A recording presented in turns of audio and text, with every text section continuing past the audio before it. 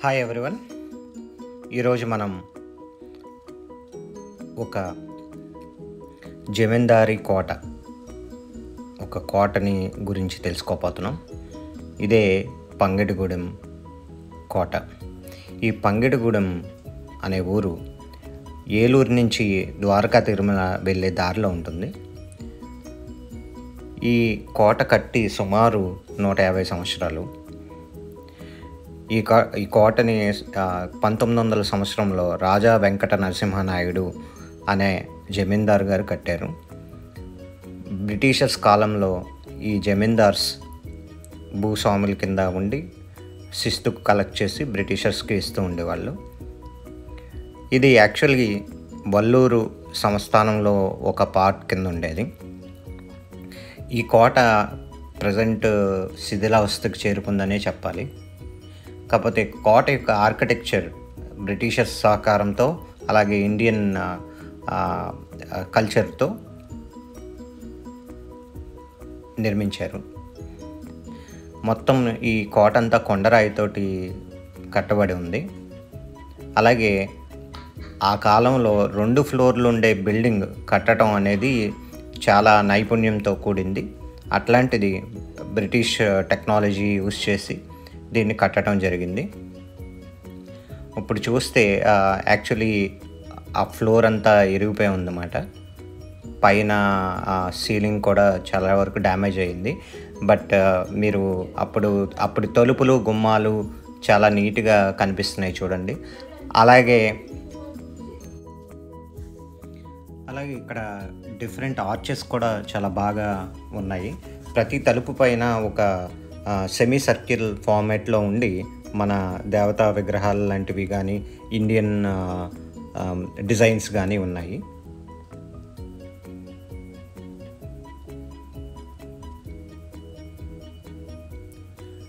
చూస్తే మీకు కొన్ని తలుపులు దర్వాజాలు ఉన్నాయి. చూసారు కదా, కిటికీ పైన ఆర్చ్ షేప్లో ఉన్న డిజైన్.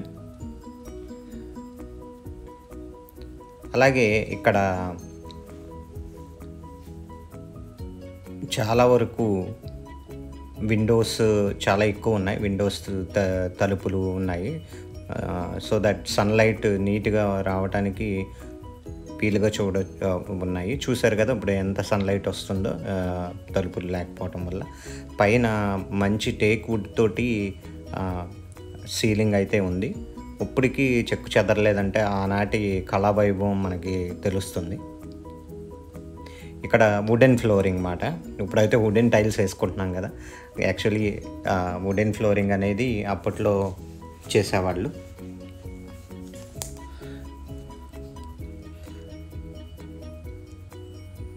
నేను ఈ ఫ్లోర్ మీద ఎక్కి మొత్తం అంతా ఎక్స్ప్లోర్ చేయటం జరిగిందండి.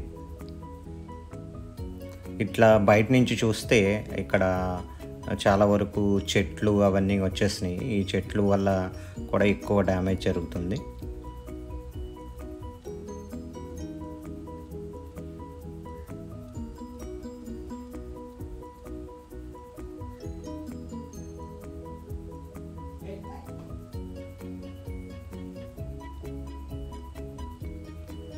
సో ఇప్పుడు ఇంకో ఫ్లోర్లో ఉన్నాము మనము. ఆ ఫ్లోర్లోంచి ఫస్ట్ ఫ్లోర్లో ఉన్నాము. ఆ ఫస్ట్ ఫ్లోర్లో బయట వరండాలో కూడా మీరు ఆర్చెస్ క్లియర్గా చూడొచ్చు.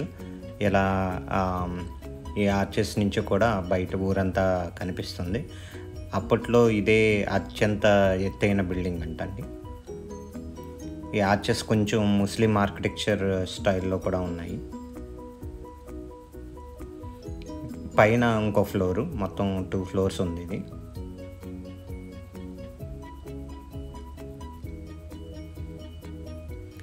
ఈ పైన ఆర్చెస్ పైన ఉన్న డిజైన్ కొంచెం డ్యామేజ్ అయి ఉందండి. కానీ నాకు ఈ కోట చూస్తున్నప్పుడు దీన్ని నీట్గా ప్రిజర్వ్ చేసి ఉంటే చాలా బాగుంది అనిపించింది.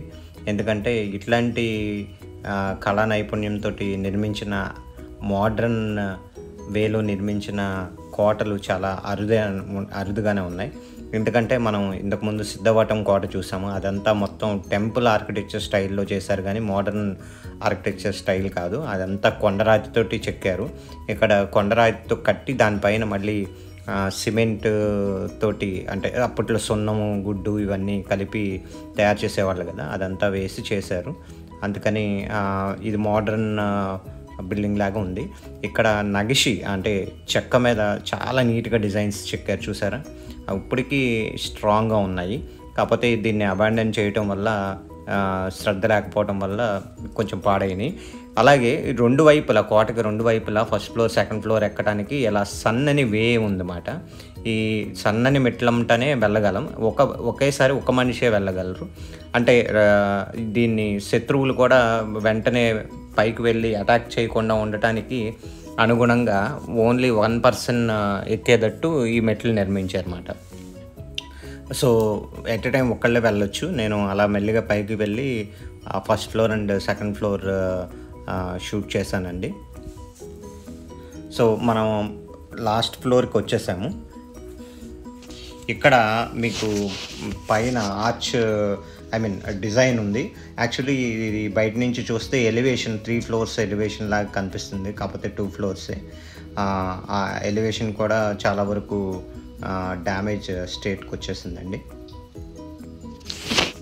ఈ కోట అప్రాక్సిమేట్లీ 10 ఎకరాల్లో విస్తీర్ణంలో ఉందని చెప్పారు. అలాగే ఈ కోటని కేంద్రంగా చేసుకుని బొమ్మదేవర వంశస్థులు ఈ సంస్థానాన్ని పరిపాలించడం కంటిన్యూ చేశారు. రాజా వెంకట నరసింహనాయుడు టైంలో చాలా జంతువుల్ని, గుర్రాలని, నెమళ్ళని, అలాగే పులుల్ని కూడా ఇక్కడ పెంచుతూ ఉండేవాళ్ళు. ఈ వీడియో మీకు నచ్చింది అనుకుంటాను. మీరు షేర్ చేసి కామెంట్ చేయండి. మీరు లైక్ చేయటం వల్ల ఇది చాలామందికి రీచ్ అవుతుంది, అలాగే నాకు కూడా హెల్ప్ అవుతుంది. Please subscribe.